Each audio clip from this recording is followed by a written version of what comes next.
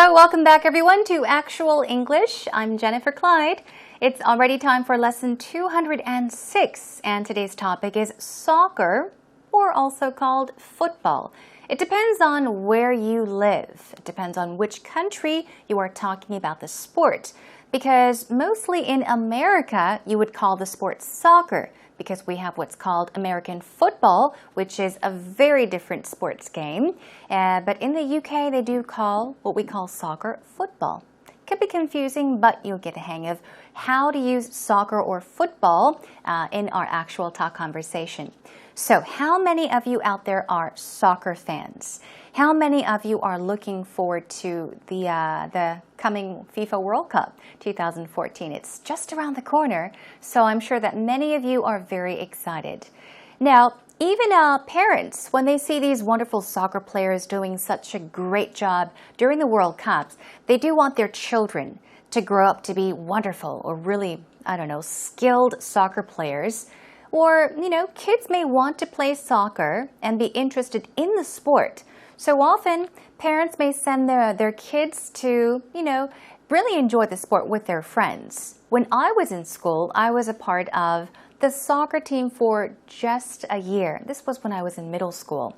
I was a volleyball player, but there were a lot of my friends that really enjoyed playing soccer. I was a very offensive soccer player in school. Anyhow, let's talk about that today. Let's begin with actual talk.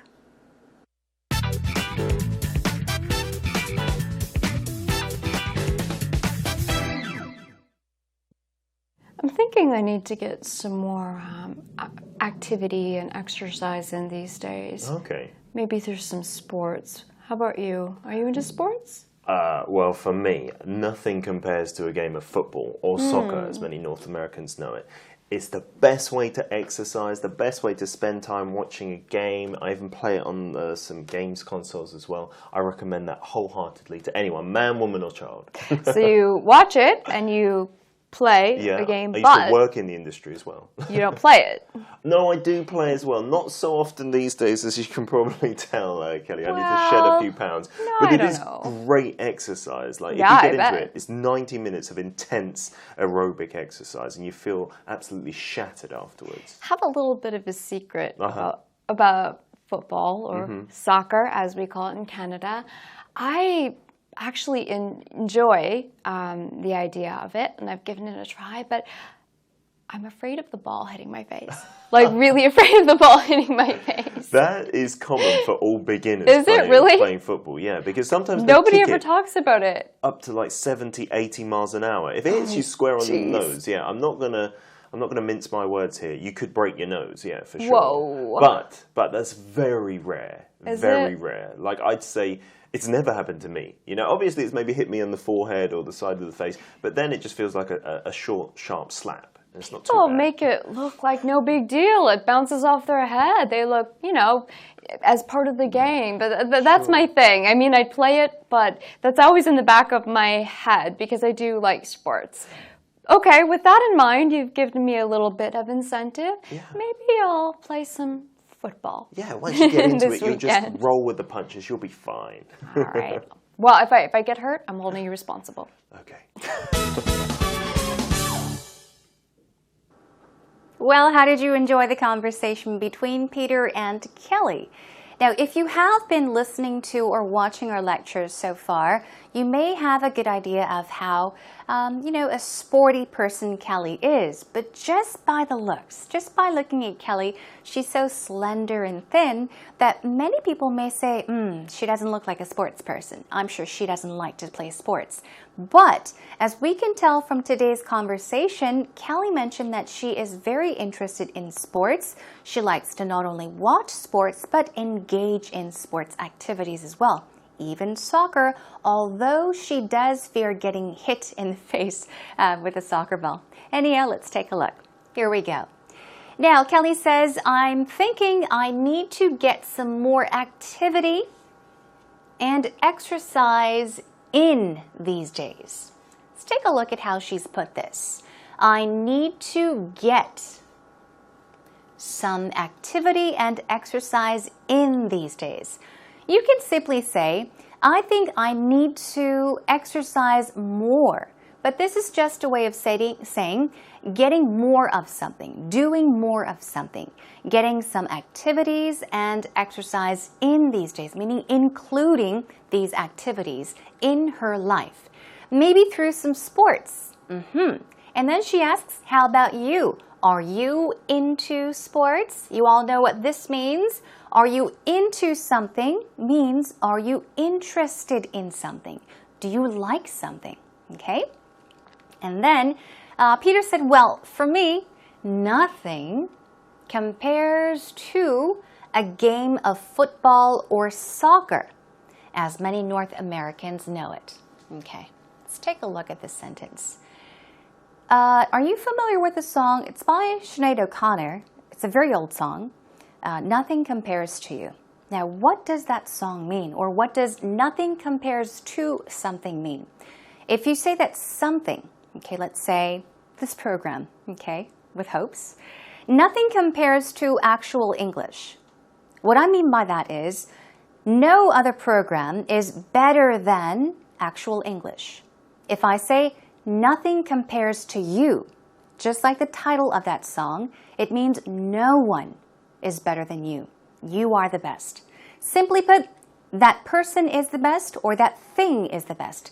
In this case, he says, nothing compares to a game of football or soccer. So, that's the subject there. Nothing compares to soccer. He's saying no other sport is better than soccer. Soccer is the best, okay? And then he says, as many North Americans know it or call it. He's saying football is a term mostly used in the UK, but soccer is a term used by many North Americans.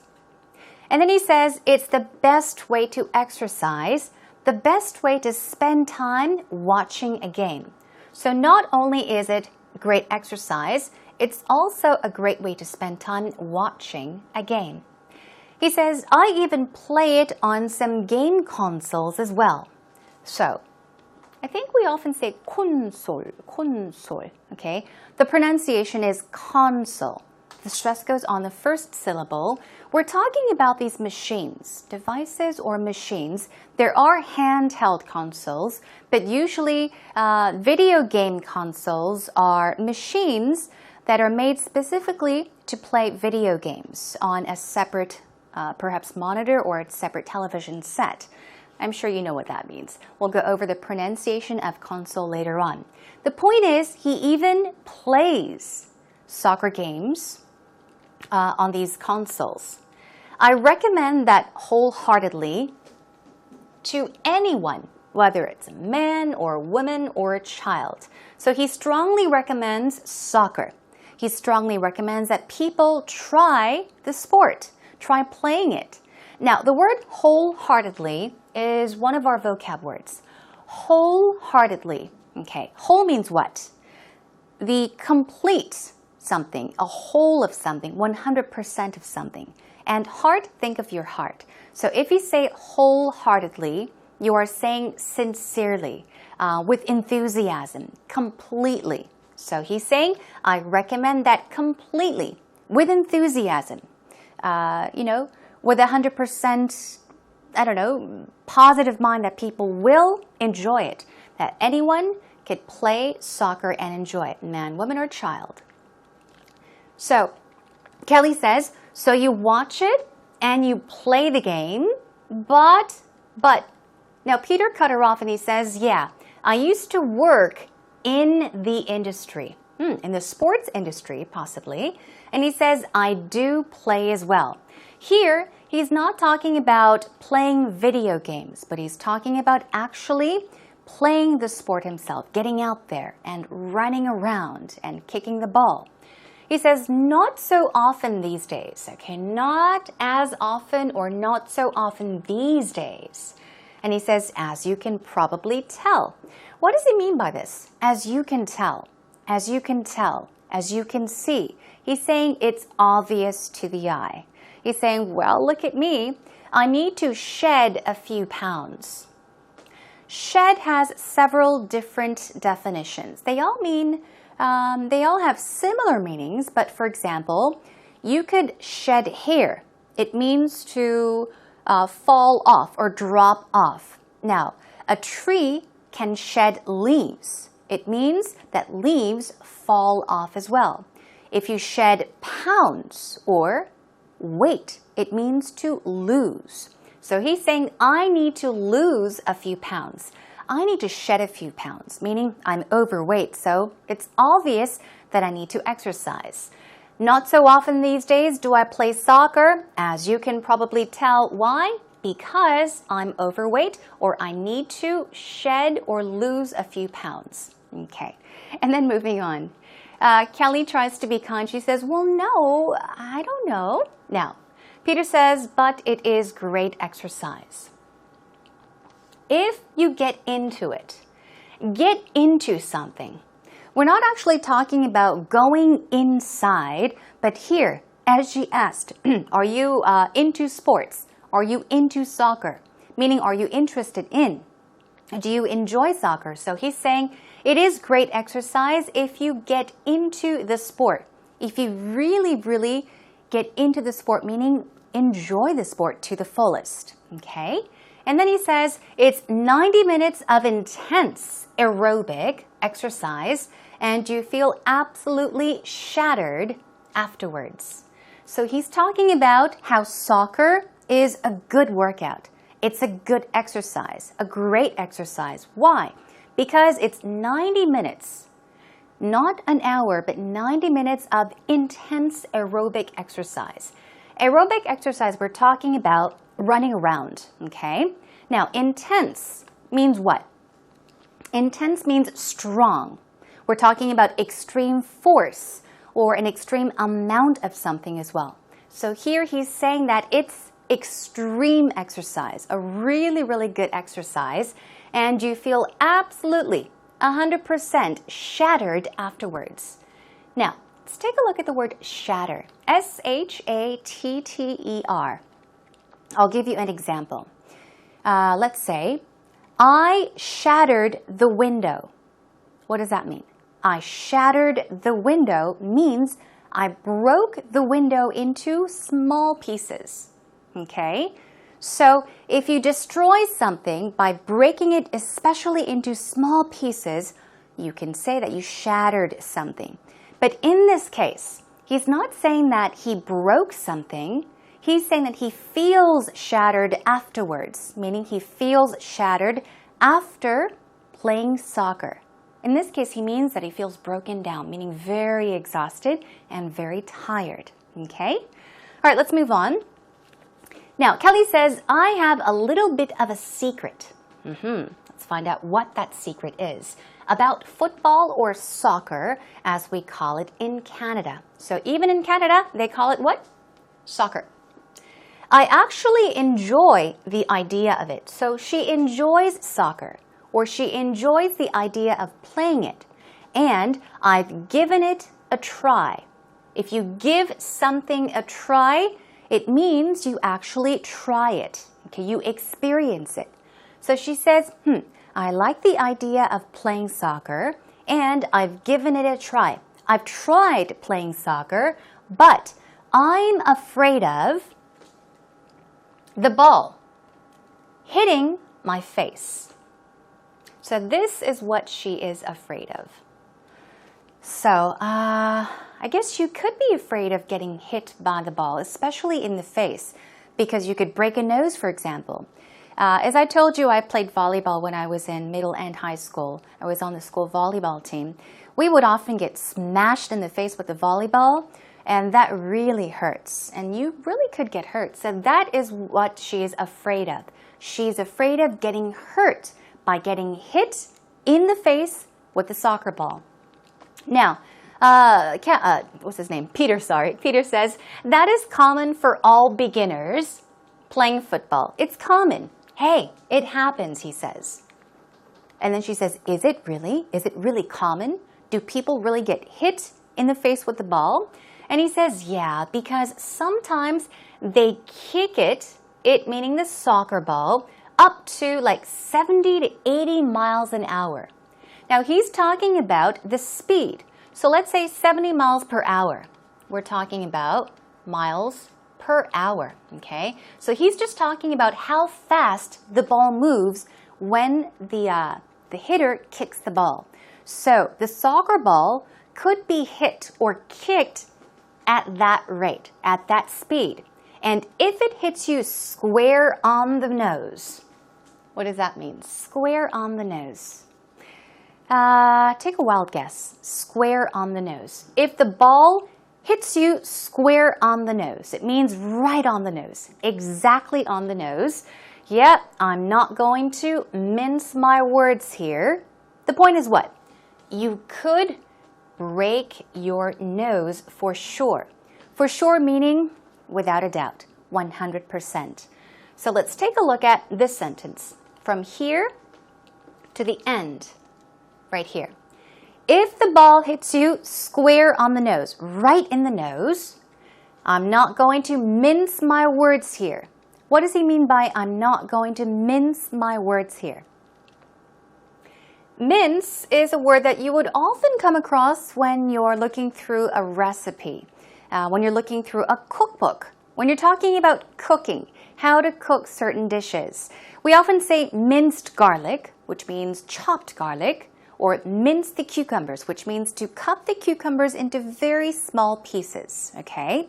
So that is what mince means in most cases, but here, mince one's words, okay? Not mince your words means to be very frank, very direct, but he says, I am not going to mince my words. He means I'm not going to cut my words. I'm not going to soften it. I'm not going to moderate it. Okay? I'm not going to be polite. That's what he is saying. He's saying, I'm going to be honest with you and blunt with you and direct with you. You could break your nose for sure. So he's saying, honestly, you could break your nose. Moving on. Now, of course, Kelly says, whoa. Now, Peter says, but that's very rare. It's rare. It doesn't happen that commonly. It's never happened to me. And he says, you know, it's maybe hit me in the forehead. You can say on the forehead as well. We're talking about the ball, the soccer ball, or the side of the face. But then it just feels like a short, sharp slap. It's not too bad. So here, it's not too bad. He means the pain is not that bad. It's not that painful. He's saying that it's really never happened to him. He's never gotten hit right on the nose with a soccer ball, but he has been hit in the forehead or on the side of his face. Okay, let's move on. Now, Kelly says, people make it look like no big deal. Oh, it's no big deal. It's no big problem. It bounces off their head. It hits your head and it bounces off. And she says, but I mean, I would play it, but that's always in the back of my head. What is in the back of her head? The thought of getting hit with a soccer ball in the face is constantly something that is in the back of her head. It means that she's constantly thinking about something. She can't erase that thought, okay? Okay, with that in mind, you've given me a little bit of incentive, meaning perhaps some courage to play the game. Maybe I'll play some football or soccer this weekend, she says. And of course, I guess that brings us to an end, but here, slightly more. Once you get into it, you'll just roll with the punches and you'll be fine. That's our last pattern for today. Roll with the punches. This means to be able to deal with a difficult event or difficult situation once you actually engage in something, okay? So you may be afraid to do something, but once you try it, hey, you'll get over it. You'll be able to just, go through it without difficulty. And she says, well, if I get hurt, I'm holding you responsible, meaning I'm going to put the blame on you. Okay, let's take a listen one more time. I'm thinking I need to get some more activity and exercise in these days. Okay. Maybe there's some sports. How about you? Are you into sports? Well, for me, nothing compares to a game of football or soccer, as many North Americans know it. It's the best way to exercise, the best way to spend time watching a game. I even play it on some games consoles as well. I recommend that wholeheartedly to anyone, man, woman, or child. So you watch it and you play the game, I used but to work in the industry as well. you don't play it. No, I do play as well. Not so often these days, as you can probably tell, Kelly. I need to shed a few pounds. But it is great exercise. Like, if you get into it, it's 90 minutes of intense aerobic exercise, and you feel absolutely shattered afterwards. Have a little bit of a secret about football, or soccer, as we call it in Canada. I actually enjoy the idea of it, and I've given it a try, but I'm afraid of the ball hitting my face. Like, really afraid of the ball hitting my face. That is common for all beginners playing football, yeah, because sometimes nobody ever talks about it. Up to like 70, 80 miles an hour. If it hits you square on the nose, yeah, I'm not gonna mince my words here. You could break your nose, yeah, for sure. Whoa. But that's very rare. Very rare. Like, I'd say it's never happened to me. You know, obviously it's maybe hit me on the forehead or the side of the face, but then it just feels like a short, sharp slap. It's not too bad. Make it look like no big deal. It bounces off their head. They look, as part of the game. But that's my thing. I mean, I play it, but that's always in the back of my head because I do like sports. Okay, with that in mind, you've given me a little bit of incentive. Yeah. Maybe I'll play some football. Yeah, once you get into it, you'll just roll with the punches. You'll be fine. All right. Well, if I get hurt, I'm holding you responsible. Okay. It's time for actual expressions, and I have taken up a lot of time with actual talk, so let's quickly go through these 3 words. Intense. Synonyms: extreme or even great. We're talking about the great force or amount of something. Shatter means to break or even weaken. And we're talking about how you can feel shattered, meaning feel very weak, exhausted. What about mince? Mince usually means to cut into small pieces, but today we were talking about mincing words. So means soften or to moderate. Let's move on to today's patterns then. The first one is nothing compares to. This is easy, okay? Let's check out a sample sentence. Nothing compares to a nice cold shower after a good workout. So what's the point in this sentence? Nothing is better than a nice cold shower after a good workout. The best thing after a good workout is a nice cold shower, okay? Moving on. In the back of one's head or in the back of one's mind. Usually you may intend to do something, but you do it without actually thinking about doing something.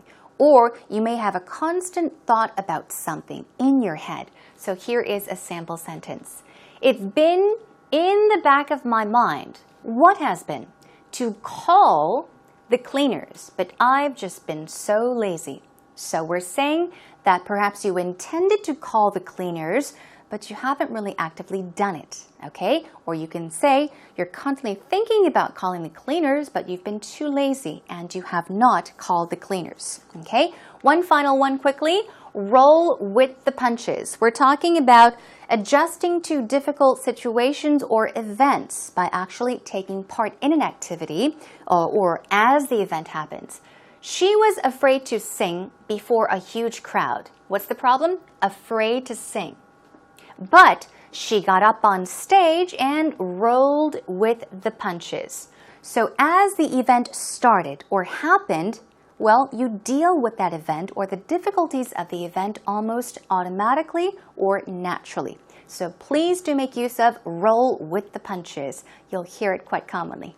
All right, everyone, job well done.